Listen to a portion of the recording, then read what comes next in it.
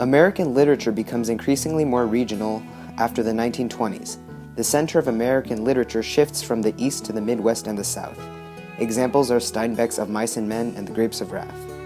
By the mid-century, American literature had become more increasingly urban. Many of the events of mid and late 20th century America had enormous impacts on American writing, such as the atomic bomb, television, computers, McCarthyism in the 50s, the Civil Rights Movement, Korean and Vietnam Wars, and the feminist movement. The literature that emerges from the experience of World War II shows a nation that was united and confident in its powers to endure and to lead, though it isn't without its sense of the bleak side of war, especially with respect to nuclear weapons. Returning veterans and the women who had occupied jobs formerly held by men were among those who found post-war America less hospitable than wartime America. For Black Americans, World War II proved a modest but significant turning point. The Supreme Court struck down segregation in public schools in 1954 in the landmark case Brown v. Board of Education, and Martin Luther King launched the bus boycott in Montgomery, Alabama in 1957.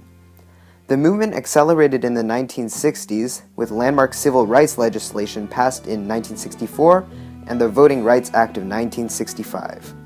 The 50s did see the rise of a counterculture in literature, notably the Beat Generation. This group of writers made San Francisco's City Lights bookstore a new center of American literature.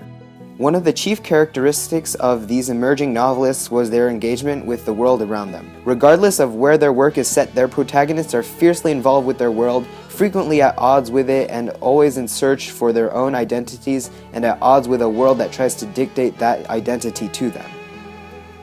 The literature of the 60s echoes the decade's political upheavals. It is a decade that has been characterized as the unraveling of America.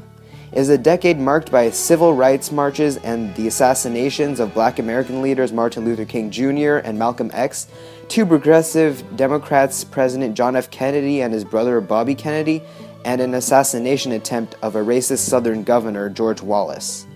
It is also the decade in which the Vietnam War drove a wedge through American culture which still haunts the country.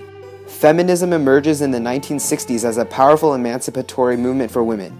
Its leaders used the written word as their weapon, with Betty Friedan's feminine mystique leading things off.